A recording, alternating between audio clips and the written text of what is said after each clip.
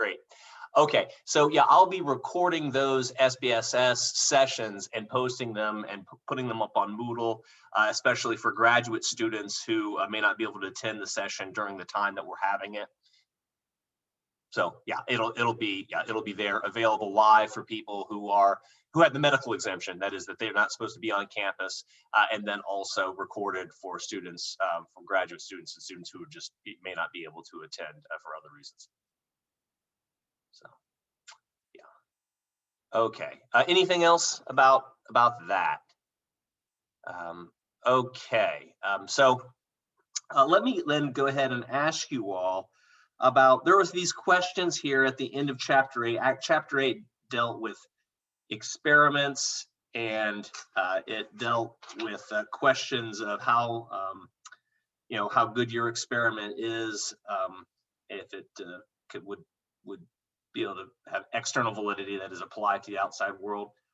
The first question, though, it deals with finding an experiment and talking about it.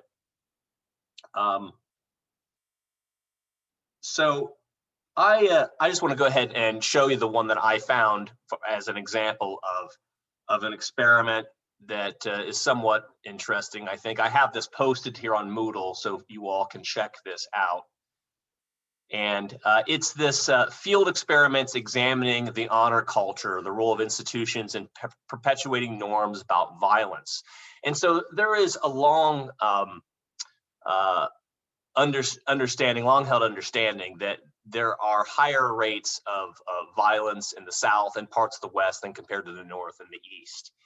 And it may be that there is a difference in the cultures between the U.S. South and West and the North and the East with respect to how we view violence in situations that it might be justifiable. And so in this experimental design, two field experiments illustrate how institutions of the U.S. South and West can help perpetuate violence related to a culture of honor. And so they say in study one, employers across the United States were sent letters from job applicants who allegedly killed someone in an honor-related conflict. And so somebody did something to someone that was clearly a sign of disrespect. It wasn't like killed somebody in the process of a robbery. For example, it was over someone being called somebody something highly insulting and somebody retaliating for reasons that the average person might find as reasonable grounds for retaliation.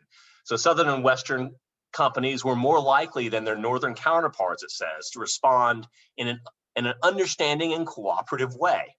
And so they were more forgiving of the violence that was perpetuated in the name of honor, in the name of saving face, than companies in different regions of the country in the North and the East. So it's a big average difference anyway.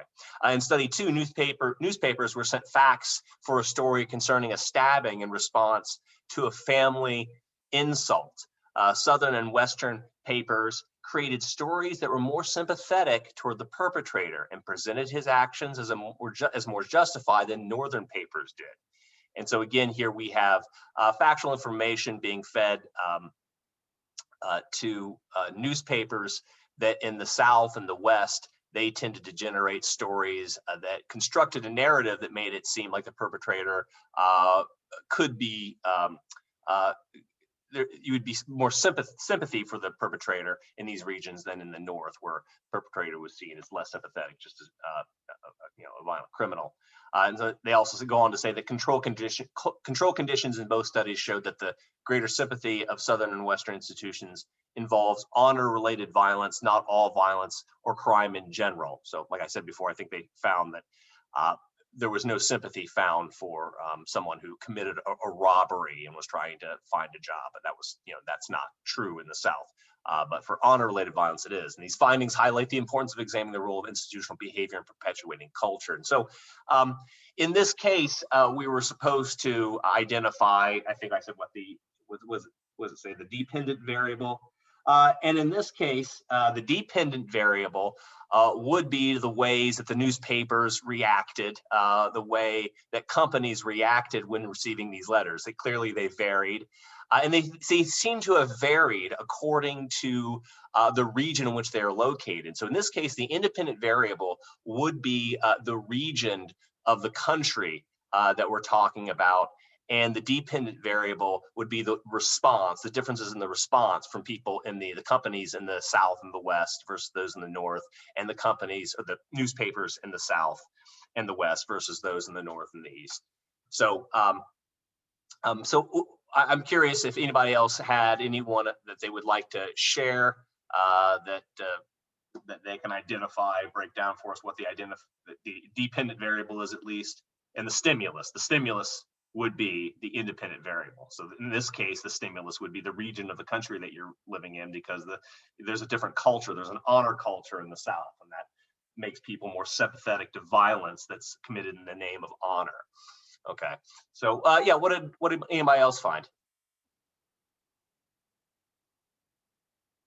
Yeah, Tyler. So I chose the Stanford prison experiment. Okay. And I said that the stimulus was like the role that the students were assigned, like the versus like prisoner guard versus prisoner. And the dependent variable was the behavior that they adopted from that role, how they responded. Yeah, very good. Yeah, the classic Stanford prison experiment probably would never, ever be able to pass IRB at this point, but it's one of those that usually is talked about when we talk about the ethics of doing experiments that go wrong, as the Stanford prison experiment. But yeah, the guards, the people that were assigned guards, took on the role maybe to a fault, definitely to a fault, and then those people who were assigned the role of prisoner actually started feeling helpless, like they couldn't leave, like they had to actually follow the commands of these other students, and they're really just other students, but they really internalized these roles, and that's why it became highly problematic. But yeah, correct. The behavioral response would be considered the dependent variable. The stimulus would be the role that they are assigned to, because it's not as if they were randomly assigned, as far as I know, to the roles of guard and the role of prisoner. And so it's not like they sorted people based on a scale of sociopathy, like the psychopaths go into the role of guards, and then the people who are more passive go into the role of prisoner. So good. Yeah, what did other people find for an experiment that's out there where you can identify clearly what the stimulus, which is another term for independent variable, is, and the dependent variable, the thing that's supposed to have an effect on. Find any others? All right. Well, there was this question also about hypothetical experimental designs, or create a hypothetical experimental design that illustrates one of the problems of external invalidity, or invalidity. So external invalidity, something's not externally valid. That means that the experiment may find something that can't be repeated in reality, right? So it's not going to be replicated in reality. Your experiment may say something about experiments, but it doesn't say anything about how people really behave in the real world.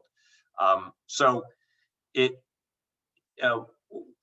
does anybody have any responses to this one that they'd like to share about how you would go about trying to address the problem of external invalidity in experimental designs?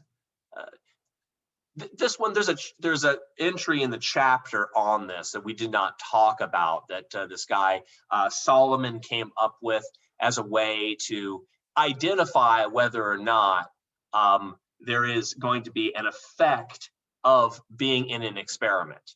If there is an effect of being in an experiment, like effect of being examined, then one does question the external validity of the experimental findings, because if you start behaving differently as a result of being tested and probed and prodded and things like that, one wonders, well, what do we care about the findings of this research, no matter how funded, because there is an effect of testing itself. And so this guy Solomon proposed that what you need to do is have your pre-test, post-test design in there, but then compare it to a situation where you don't have the pre-test, you just have a post-test, but also you have a control group that doesn't get the stimulus. And see if there is an effect of testing, like if you test somebody on some attitude scale before stimulus and after, and then compare it to the group that only got the test after the stimulus but not before, does the effect of pre-testing have some effect on the outcome over and above the effect of the stimulus itself? And if it does, if there's a clear interaction between the pre-testing and the stimulus on the outcome on the dependent variable, then you have to be cautionary about the external validity of experiments, because that may be the result of just being poked and prodded and just knowing you're being experimented on. It makes one behave differently. You behave funny, you're not yourself. You may not answer honestly, even if you have the best intentions to. So that solo mash, that four-way design, that you can just look at that in the book. That's a pretty straightforward way of telling whether or not there are testing effects that are going on that may put a cramp on your ability to say these are externally valid, and this show will carry. This is just sort of a truism I've discovered about human nature. If there's testing effects involved, then you may have to dial that back a bit. Okay. So any other comments about the experimental stuff, about anybody finding any experiments they want to share, or anything about doubting the value of experiments, like the external validity problem of, saying how does this apply at all to the real world, that kind of that issue? Okay. Well, all right, let me go ahead and share my screen with you. Let's see if we can get this up.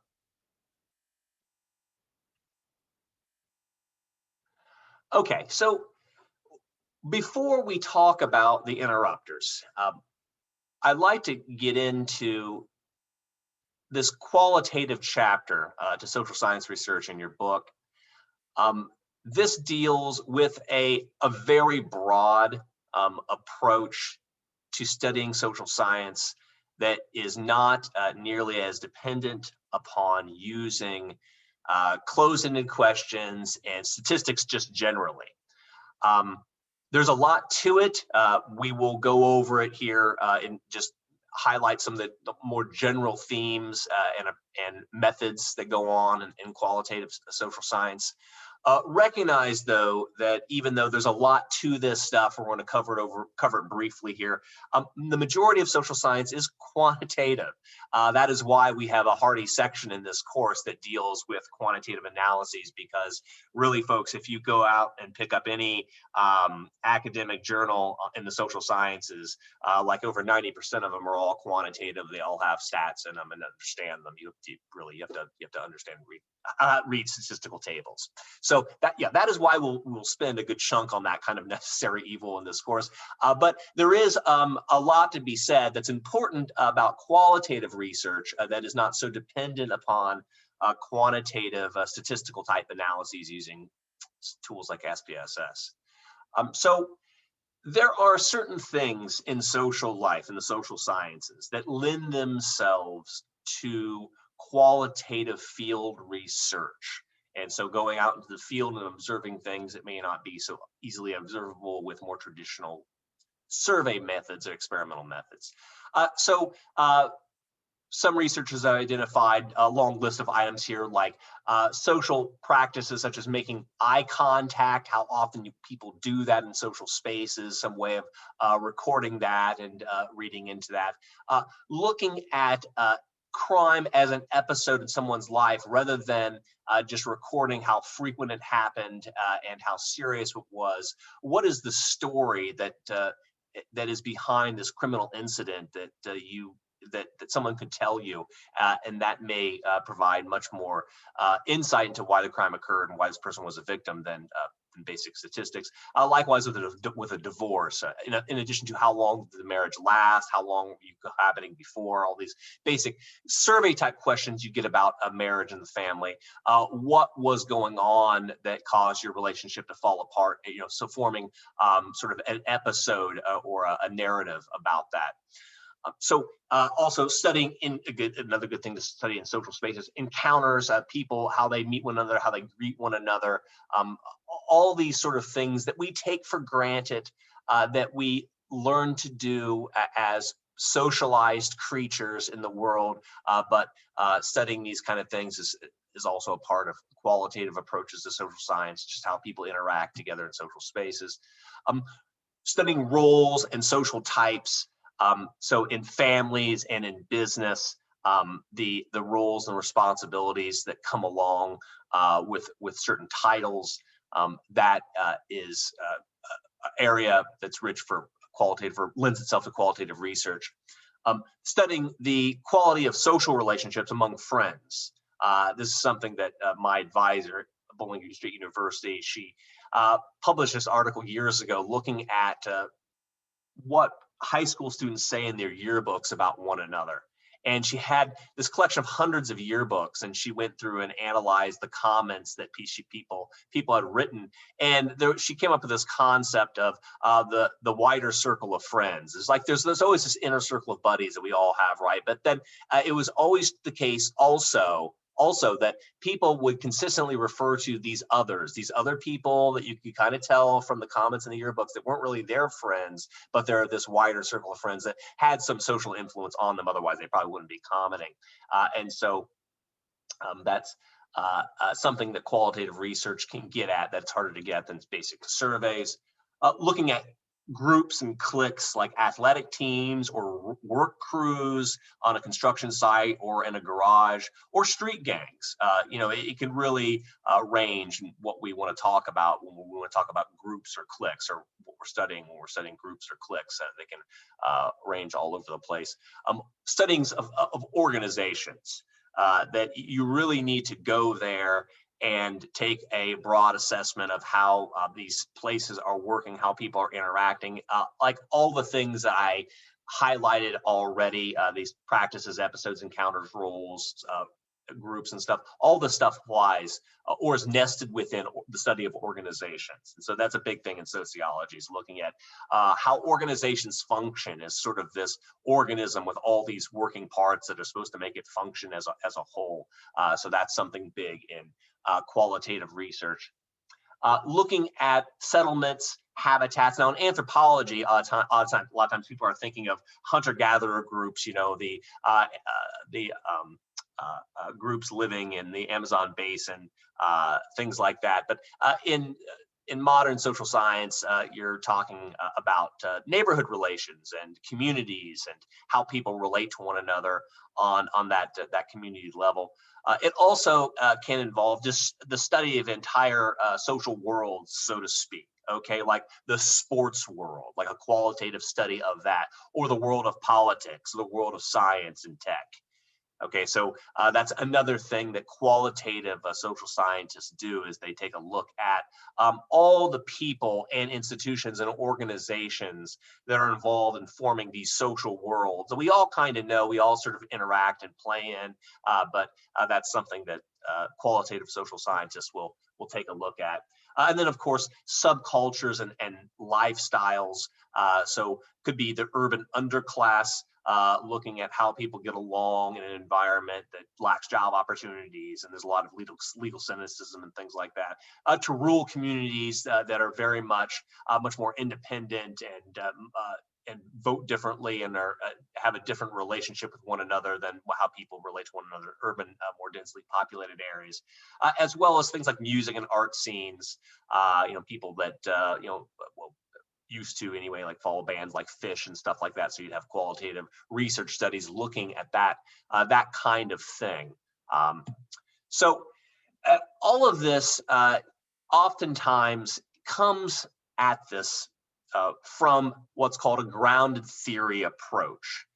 So a lot of times the way that good qualitative field research is done is with an inductive approach to studying social life, rather than having a theory, a deductive theory that you say, okay, this is the way things are. I'm going to look for data on this and collect data on this to test more refined hypotheses.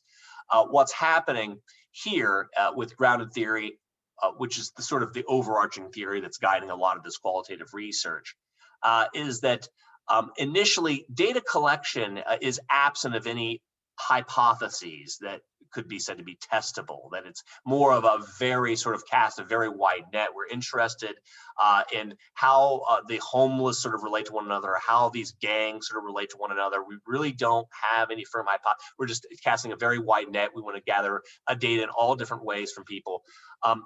Through that process, then you find out, okay, these are the variables of interest.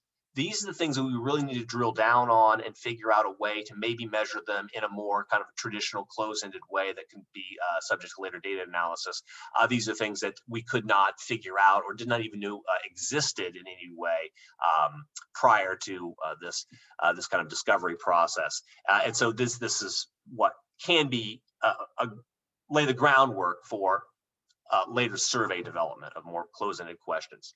And so while this is a way of collecting data that is quite a bit different than traditional ways, survey types approaches or experimental approaches, there is guidelines that are pointed out here for grounded theory, such as make sure that you're thinking comparatively when you're observing something, that you're thinking about in a particular school, if you're looking at a school or looking at a community, have other closely matched comparisons that you can also go to and observe, and to make sure that you're not sort of going off on a tangent here based on a limited number of observations in one locale.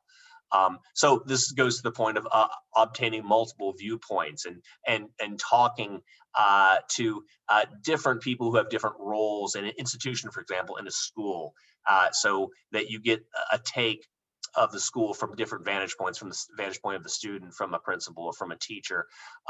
That way, the roles these people embody may cause them to view things differently, and they just may have maybe privy to different information. And so you always want to be doing that. And periodically step back.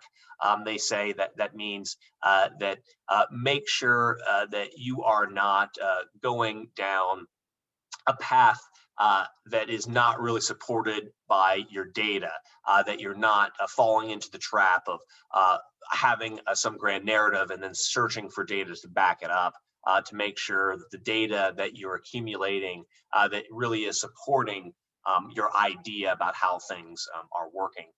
And this goes to this general idea of skepticism and testing your assumptions.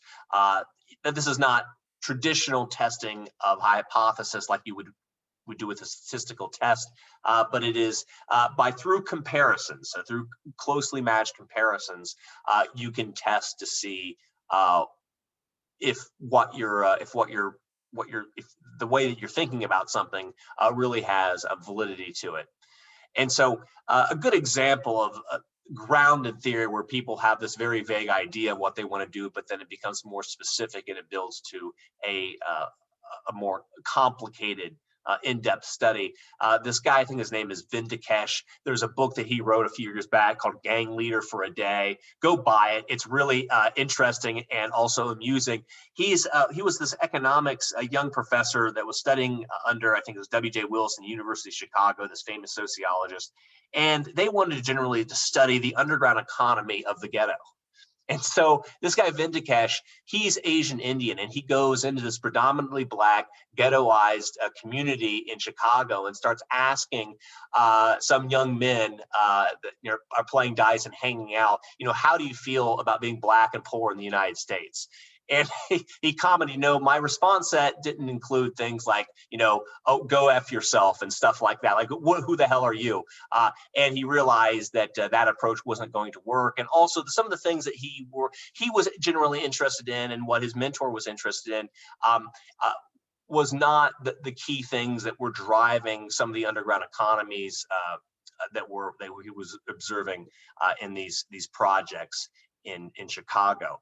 And so that's just one example of how academia may come in and have some idea of what they want to do, but then through grounded research, sort of just observing the social life of underground economies and low-income areas, that it may lead to other research hypotheses that can be further refined and tested maybe more traditional ways.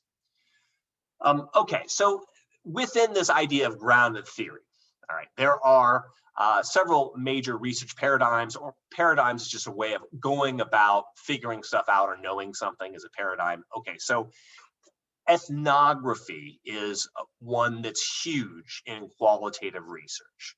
And so an ethnography is something of a really thick description of a culture, of an area, of a phenomenon, of an organization, you name it. It is something where people are becoming a part of sometimes the very culture or thing that they're trying to study, but more importantly, that they are studying it on the terms of the people that they are observing. So they're trying to take the perspective of the study participants, of the people that they are studying. And so a few really good examples of this in the areas of criminology and sociology. There's a book called Code of the Streets by Elijah Anderson, and it's a ethnography of what might be described as honor culture in low-income areas in Philadelphia, and the kind of social concerns, the focal concerns of people there. That may not be able to be sussed out so easily with a standard survey. And so that is a very good description of these social concerns of a lot of these kids, really, that are some of them are parents at very early ages, dropped out of high school. Some of them are into serious crime. Others are actually from very decent backgrounds, but they have this kind of other example of how they could end up from what Elijah Anderson calls street families, where things have not worked out so well. So that's an interesting ethnography. Another one, I forget, I think it's Bruce Jacobs, Dealing Crack. And so this is somebody who embedded themselves with crack dealers and just got a good on the ground sense of how this all works, about how you build a customer base, how you deal with violence, how you deal with not getting robbed, or dealing with people that are trying to jack you anyway. And so that is again a real thick description rather than trying to test a hypothesis. There's a lot of data collection going on, but it's more of a very thick description of what it's like to be a street corner dealer in that case in St. Louis. And then also there's been a lot of studies of the homeless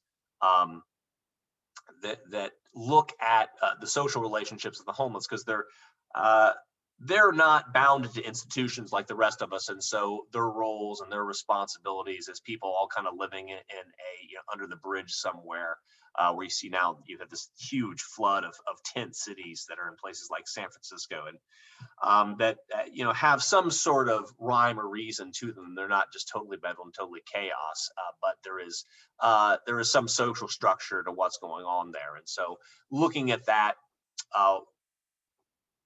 as an ethnographer would be very helpful in trying to figure out what happens, what happens when you get a bunch of people who really are homeless, all living together in tents, and how does this all operate?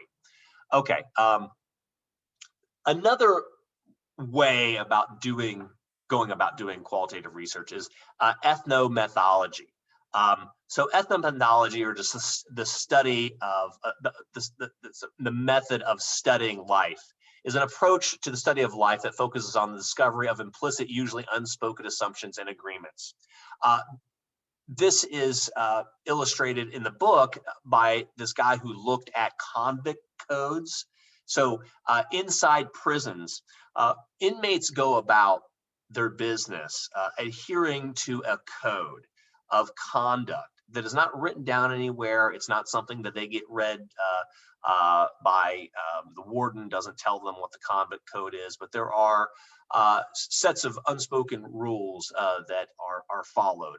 And you can figure out what these are really quickly by violating them. It's not necessarily you're going to get killed, but people will say something to you. And so this is an example of a broader category of what's called breaching experiments, so purposeful norm violations, to get a sense of how sensitive people are to the goings abouts of everyday business that they are not really even aware of. It's so ingrained in us. And so there's all kinds of breaching experiments that are much lighter than, being in a prison and then, trying to violate the conduct code just to see what happens. Things like spending too much time talking to somebody in a carry-out, at the grocery store, carrying a really personal conversation on with them, um, uh, offering to pay for somebody's groceries behind you, even though it's a very nice gesture. That's kind of a breaching experiment. It's a purposeful norm violation. Um, Talking loudly in an elevator, anything that really even slightly tiptoes outside of what we all kind of in an unspoken way agree to as this is the way one behaves in these social contexts, that's an example of breaching experiments. And so it's this field experiment or approach in qualitative field research as a way to sort of study our sensitivity to and our dependence um, on social norms, these unwritten rules that we all kind of adhere to, but no one's really telling us explicitly don't do this. Okay, so there is also a use of ethnography in a specific case that you're looking at institutions and not in particularly like in a case study, but you're looking at the overall power relationships between people who have power and people who do not, and the effect that kind of has on the overall social ecosystem of an institution. And so the book points out, looking at the fact that in schools, I guess this is going back a few years, that there was a real reluctance for the administrators to punish students for saying things that were derogatory towards other gay students. And they just, they would be saying stuff to them was clearly derogatory, and they wouldn't be punished. And this kind of went on for a while. And this, of course, made gay students feel as if they are purposely being marginalized, and that they were, and so that is an example of this. And also, people that might not say anything or passively go about their business while racist jokes are a part of what's going on in the office space. And if the administrators, the bosses, all tolerate it, does create a culture where all the other subordinate employees kind of think it's okay to do this. There's a lot of examples with Me Too that we could talk about with this kind of stuff. But it's looking at, a lot of times, the institutional ethnography is looking at power relations in companies and institutions and seeing how that affects people's behavior and their attitudes. There are case studies. These are situations where people, particular relationships, particular individuals, or particular companies, it could be just you basically have one observation, and it could be at different units of analysis, but you have a single observation as compared to hundreds of observations that we normally work with in traditional research. You have one observation, and you do an in-depth study of that. It could be a particular person's life, or a particular company, or school, or whatever. That is a case study, and so case studies. Traditionally, they have been something that's more part of clinical psychology. You'll get case studies of people's mental health conditions, but also in medicine too. You have, of course, case studies of strange medical phenomenon where there are very few observations of a particular very odd cancer or something like that. And so you'll do these case studies. And then there's also this extended case study method where what you're looking at is the effect of some stimuli on a single observation over a long period of time, and looking at that to see if in this case, your theory about what causes what is correct, or if you go back to the drawing board. And so maybe that's something that people want to comment on when we talk about the violence interrupters, about the effectiveness of that. Okay, there are also focus groups. So these are where you get a group of people to talk about something. It's a guided discussion where things may come out that would not come out but for the group dynamic that's produced by having a focus group. That's part of the reason why, yeah, people kind of cave in maybe to social pressure, but the whole point of it is that people sometimes won't be able to express things, or things won't be able to come to the surface unless other people people hear other people say it. Like sometimes we sublimate things within ourselves. Like we don't admit things to ourselves, and we'll lie to ourselves to keep ourselves happy. And so when you have focus groups, sometimes things that are kind of even like hidden to yourself will come out or talk. So that's, part of the logic of having a focus group to talk about some things, because sometimes things don't even occur to us in isolation, but when we talk to other people under the guidance of a researcher that's trying to figure out, what our attitudes are on, product A or service B, or on, gender relationships in the workplace, or whatever it is. Sometimes focus groups can be helpful in that. There is something called participatory action research. And so this is where we get people that are trying to change something. This is where qualitative research starts to shade into activism and social movements, where in participatory action research, people are doing research and presenting data to someone in order to create some sort of change within an institution or an organization, or how a policy is carried out. The book gives the examples of the Exxon company, where a group of employees were carrying out research to show how to do things more efficiently to make employees happy, and they actually won over their bosses, and they're able to make changes. The student empowerment group was a group that was concerned about low-income students not being able to get the financial assistance they needed, and they again, through research, they advocated for financial assistance to low-income students so they could attend college as well. And so this is where this qualitative research starts to shade into activism and social movements in some cases. And then there's more specific cases of where people are doing what the book calls emancipatory research. And this is research on a topic that's intended to help out the disadvantaged. And so somebody might say that about what you saw in the interrupters, where you have people that are interested in looking at violence as a public health problem and trying to create treatments that are alternatives to traditional policing that would help to reduce levels of violence. And so sort of helping to, in the end, free people of the social conditions that are causing a lot of their misery. All right. So so you have that as being some of the major research paradigms within qualitative research. And overall, what is the assessment then of this when it comes to how valid and how reliable this stuff is, as compared to the data that might be generated from an experiment, or the data that you might get from a well-designed survey that's given out to like 10,000 people? Well, when it comes to validity,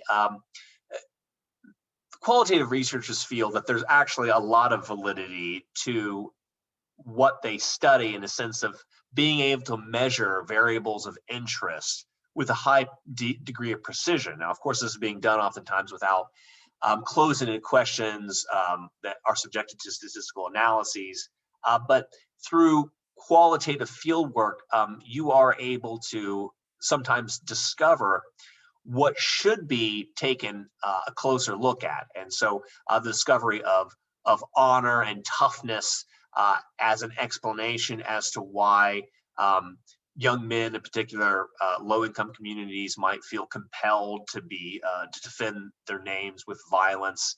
And so, that is something that surfaces through qualitative research that may not lend itself so quickly to standard survey type instruments that, how would you design how much you value honor and toughness? That would be tough to do on the outset. I mean, after you would discover this through looking at the lives and the attitudes of people that are exposed to a lot of violence, then you get a better sense. There is a problem, though, with reliability. So the tendency to go from a limited number of observations to make broad sweeping statements about what causes violence or what explains variation in violence is really hindered by the qualitative approach because of just the sheer fact that you have a case study, a small group, a very relatively small sample size, that you're trying then to make some inferences about a much larger sample size, like just people generally living in economically depressed conditions, that this is what explains their higher rates of violence and victimization. So that kind of thing is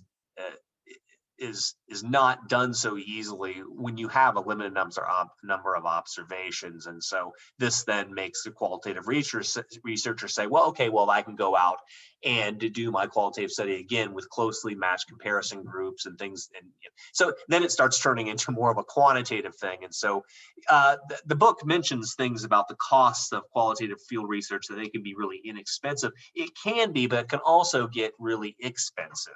And so if you want to follow people over time and do qualitative studies, and to get these people to participate, there usually is an incentive, a cash incentive. You have to pay people for their time if you want to sit there and talk to them for a couple hours straight about that criminal incident or why their marriage fell apart. You have to pay these people, and so it can get cost prohibitive to do large scale qualitative studies where you can make broad sweeping statements about people in similar life situations.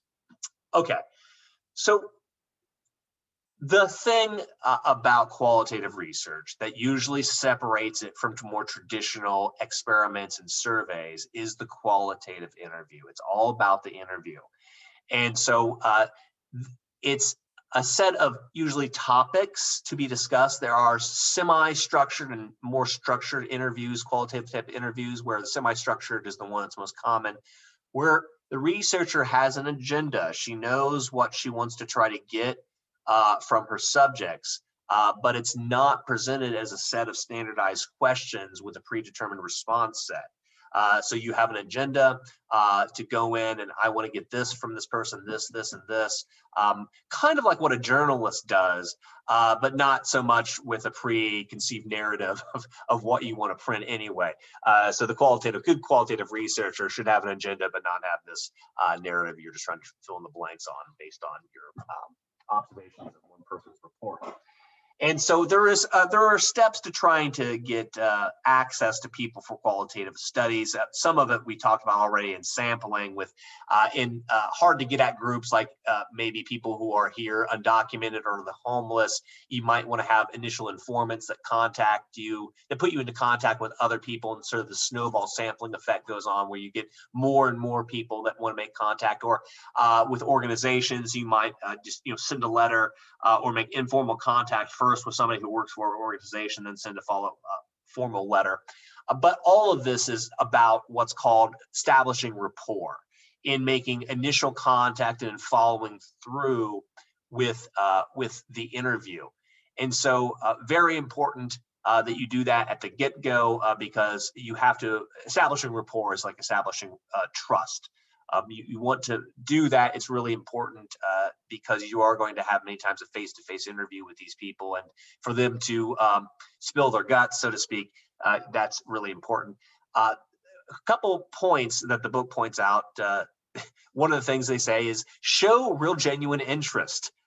Do not come across as if like you just have one agenda that you're trying to get out of them, that you want to be genuinely interested and not just fake it of what the participant is telling you, even if it maybe gets off a little out in left field with what they're telling you.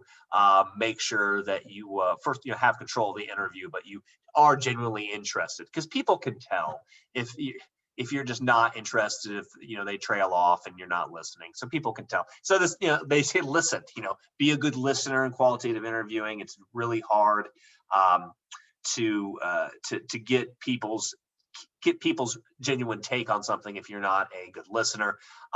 Don't become argumentative with them, and be relaxed when you're doing the interview the best that you can as a way of establishing rapport.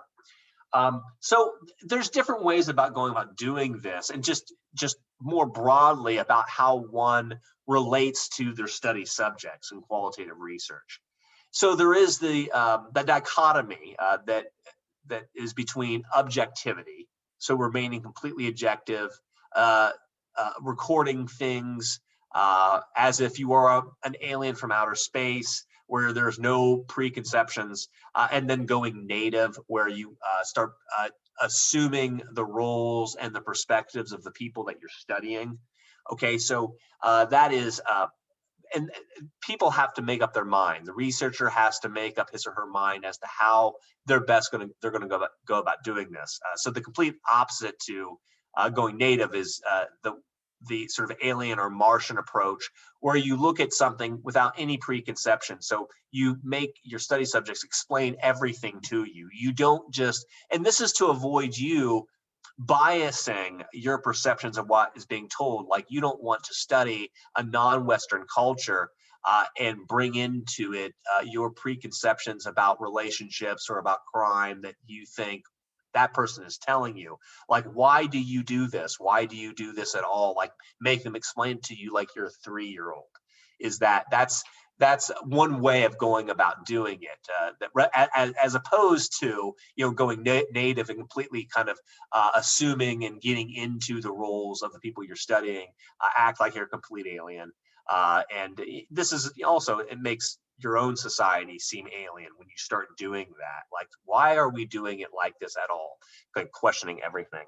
And so this is a big schism among qualitative researchers. Is that, are you going to go about it in what's called an imic fashion, as seen from the subject's point of view, where you take, so this is sometimes done in ethnography, where people will start going native and taking the perspective of the people who are studying, or are you going to take an etic view, a more objective view of the view that you're an alien and everything needs to be explained to you like you're a 3-year-old, and that's a good way of doing it.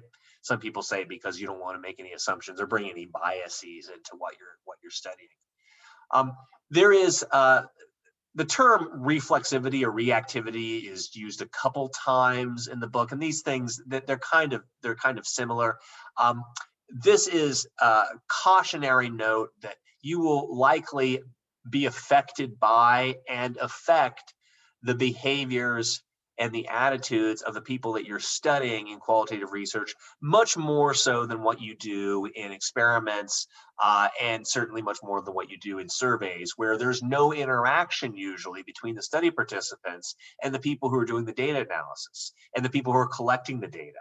Like, there's just no, like, I have no personal contact, no contact whatsoever with the people that make up the data set that's in the ad health data that we'll be using later on to do analyses on. That is the opposite in qualitative research, where your attitudes and your behavior might be affected by the subject you're studying, and vice versa. And so that's very different from what you get when you are looking at things from traditional experiments and surveys. Okay, and so one of the cool things about qualitative research that does give it an edge in some cases over surveys is you're recording data in real time. So you're taking detailed notes, writing side observations. You want to write everything down, observe everything you possibly can as best as you can, because memory, you cannot trust your memory. It's just you can't. Our memories are flawed, and we have all kinds of weird things that are going on in our heads that distorts our memory. So you want to take copious notes and film things as much as you can. But then you also want to rewrite your observations with greater details after you've sat down and reviewed them. That way you are kind of putting into a context, and it's not just one damn thing after the other. And then also you want to do some kind of meta work on your own notes. That is, they say create an audit trail of decisions that you've made about why you're collecting data, when and where, and how you're interpreting things. Like write down the stuff that's in your head that is not on paper, that you can see your own thought process, because it's especially important in qualitative research. You're not bound by a large data set and close-ended questions, that it's very transparent. So much so that you reveal your own biases to yourselves, that you're not kidding yourself when you're writing up your observations from quantitative or qualitative research, field research. And so there's these basic stages that go on in any qualitative process, that when you're doing the interview, especially, you want to clarify the purpose of why you're doing the interview, what you're interested in figuring out, what you want to talk about with the subject, laying out how you're going to proceed, and also address the ethical issues with doing this research. You know, there may be, if you're embedded, you're gone native with a group that you're studying, it may not be in your interest to reveal to them that you're not somebody who's really interested in their new church or their clique or their whatever, that you are somebody, and this happens all the time, people go undercover. And so, you know, you may feel that you don't want to reveal that to them, or that you might want to. Transparency may be the best, honesty is the best policy, you know. So that's a decision that you have to come to. That, you know, the question is always, what is to be gained? What is science going to be enhanced by not telling them, um, or are you going to do some grave ethical harm by not telling them, kind of weighing the ethical harm versus how science will be advanced? And so that's the trade-off you have to make. But that's something that varies. Some people are transparent that they're researchers, others are absolutely not. That it's you're embedded, you're going in undercover, and then you come out and write qualitative study, your experience. They doing the actual interview, and then transcribing, creating written text from interviews. This is what I got to do when I was doing qualitative research, if you want to call it that. I was not going out and actually collecting the qualitative data or doing the interviews. That was done, at least for the Legacies of Crime book, by someone named Claudia, who was probably a million times better at doing it than I ever was. But I got to hear the whole process of her sort of explaining what they're doing, and how she would get from them what that she wanted to get, and also let them, because I mean, it was pretty painful to listen to some of these people are talking about being violently victimized and things. It's tough. But so I had to listen to all this stuff, these little tapes, and write it all out. And so that's a big part of it. That's kind of the real work labor that goes into qualitative research, is that if you have interviews and I mean, it'd be nice, more modern technologies you can get, it'll transcribe it automatically, but a lot of times you're doing transcribing yourself, and so that can be time consuming, but it's a necessary evil.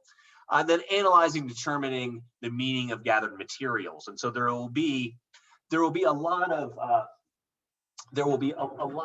data that one can gather from transcribed interviews. And so what are you looking for? Are you looking for particular words or particular themes, that kind of thing? And then verifying and checking the reliability and the validity of your reports, presumably from other people who might know these people, and checking it against official police reports and things like that. So that is always something that cross-validating is something that you should always do. Trust but verify, President Reagan would say. So you want to try to do that with your participants. Okay, some way of validating what they're saying. If they're telling you a story about being in prison for, see if you can find the official record on that. And then of course reporting and sharing your findings. That you do that with qualitative research, just like you would do it with more traditional traditional type studies from experiments and surveys. Okay, and so that gives you an overall view of what is going on with qualitative research, at least in broad strokes. And so for this question, I asked you to, rather than answer any specific questions at the end of chapter 9, or I'm sorry, chapter 10, to talk about the key terms in relationship to the interrupters. If you saw any of the stuff going on in the interrupters that is represented by any of the stuff that was discussed in the chapter. So I mean, I saw several things that they were doing that kind of reminded me of key terms from that chapter. But yeah, what do you all have? Any thoughts or comments on that? Yeah, Emily, and then Jared, and then okay, yeah, Emily. The first thing I noticed was the rapport between the interrupters and like the citizens. They were there asking questions, and it was really natural and genuine. And they were asking questions not to like report back to the police, but just because they genuinely care about citizens' well-being and what they can do for them, as opposed to like what you were saying, like a journalist or like news broadcaster. They would be there with an earpiece, being fed questions to ask to report back, but that's not what the interrupters were there for at all. Especially with what was that one problematic guy? I talked about him in my answer. Flamo. Oh yeah. they were just asking him questions, but they weren't judging him. They were calm. They tried to like calm him down, even though he was, out of pocket and being aggressive, but they were able to help him. Yeah, so establishing rapport is really deadly important in this, because if they don't, then the person may escalate and go after the person who they're mad at, or they might not know when to back down from trying to intervene or trying to interrupt in a situation. They themselves might get hurt. There was that situation that one kid got shot. He was trying to interrupt. So yeah, having rapport here is deadly important for trying to achieve their goals, and trying to talk to them and have anything like a kind of a qualitative type interview going on. You would need to do that for sure with them. Good. Yeah, Jared? A term that I saw in the chapter that I was able to relate to was ethnography. Yeah. Because it is a report on social life that focuses on detailed and accurate descriptions. So I said that ceasefires injecting themselves into these gangs and the youth lives, and they get like detailed issues and see what happens firsthand, such as when that little boy got shot, for example. Like they were involved in the gangs themselves. Like they had issues when they were little, so like they have the first-hand experience with it. So like I feel like they really know how to deal with the issues and like know which areas are going to be troubled or what issues they'll be going through. Right. Yeah. So the ethnography is going to be informed by a very detailed description of some phenomenon. So trying to disrupt or interrupt violence here. And in order to do that, you have to have people who are kind of credible witnesses, people who have already established a rapport. And so all that is kind of necessary to have that thick description of the problems with violence and nonviolent conflict resolution that's going on in the interrupters. So yeah, good. What do other people think about this? If we were to study this from a qualitative field research perspective, everything that these interrupters are trying to do, how would we go about doing this? Is this something that can be studied from the outside looking in? Is it would be best if you were one of the violence interrupters yourselves? Now, this is something that would probably depend on you of course having a background, being familiar with the community and all that, to be kind of an insider, being able to look at it from their shoes. But what other people think about this, about studying? Yeah, Rebecca. I said the term focus group applies because when the violence interrupters are having their meetings and discussing the situations and how to like handle them, I feel like that's basically a focus group. Yeah, absolutely. Yeah, that's what you're seeing there was a focus group there. They got a bunch of violence interrupters together to talk about their concerns about how to go about doing this, and that kind of thing is important to do because again, you might be privately dealing with something that is best really discussed with other people who have similar concerns, and then from that you can build more effective strategies and how to, in this case, violence interrupt. So yeah, you saw that going on there with the initially in the study. Let me show you real quick here. Where is my?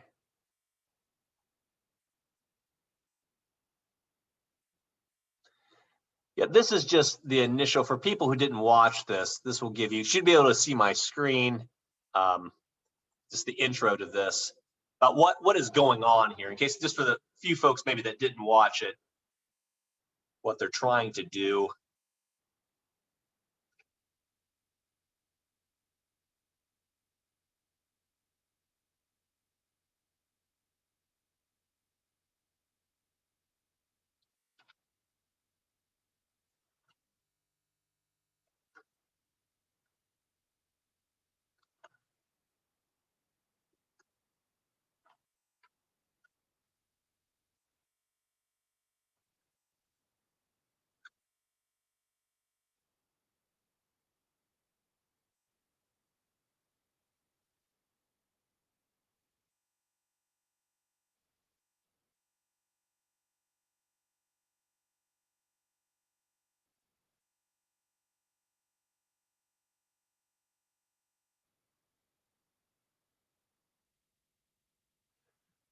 Can you guys hear that or not? You can't hear it? That's weird. Okay, well, anyway, I'll stop playing it then. So he sent me a note. Well, that's just the first few minutes of it. Highlights what they're doing. It talks about these are people who oftentimes had a history of gang activity in their own paths, and so they are going out and trying to mediate conflicts, try to interrupt violence with just basically trying to appeal to people's rational side in many cases. And so that's just overall what's happening here. And there is also something I posted on an evaluation of this that I posted on Moodle. Let's see. Let me find it here. That looks at the Violence Interrupters Research Report. This was published just a few weeks after the George Floyd incident, and so this is stuff that's been going on for a while. But the people are now very interested in alternatives to police intervention in reducing violence, and so this report says that violence interruption programs used in cities throughout the United States provide a proven community-led and cost-effective solution to reducing gun violence. Whereas police depend on force and violence to do their jobs, often making things worse. Maybe debatable, but these programs use community engagement to stop lethal violence before it occurs, prevents its spread by interrupting ongoing conflicts and develop community norms towards avoiding violence. In many cases, violence interruption programs include peer-based mentor, job training, and other community support designed to help people overcome oppressive socioeconomic inequality that breeds violence in certain communities. So it does, through evaluating this stuff, it does look like it works. It looks like there is some effectiveness in overall reducing levels of gun violence in the places that it has been applied. The problem is, I know some places it does not work out so well, and it does depend heavily on people all wanting to work together, being on the same page, people in criminal justice being on board with the violence interrupters, and vice versa, with the violence interrupters being in good standing with the police. That's how this stuff tends to work consistently, anyway, from what I understand. So Yeah, so there's that. You can check that out if you'd like. It's just a brief overview, and it shows that there is actually broad partisan, or I should say broad political agreement on this. Both sides of the political aisle, that a lot of politicians from Republicans, Democrats, agree that something can be done to build programs like this that would be maybe more effective in reducing violence. And so all this stuff, though, oftentimes begins with qualitative field research, trying to figure out what exactly is bothering people. And one of the guys points out that it's not a lot of times about gangs. Like, that's way too often pointed out as that's the problem. Where a lot of times he says it's just minor things that escalate really quickly. A slight, an insult, fat mama joke, something that small escalates really quickly into violence that is irreversible. That's it's deadly. So there's that aspect to this that's going on as well. That sometimes it's not the kind of the menace of gangs that is generating a lot of the violence. A lot of it's much more like domestic, interpersonal type things that are going on. Okay. Any other comments about this, about the interrupters, about how any qualitative approaches to studying this kind of phenomenon could be done? Okay. If not, then have a good day. I will see you then all on Thursday. Look out for a note from me to see if people who are to be on campus actually can be on campus in the computer lab room 102 in the science building on Thursday. So we'll start with that stuff on Thursday. Okay, folks. So take care. I will see you on Thursday. If you have questions, you can stick around, but that is it for today. Bye-bye.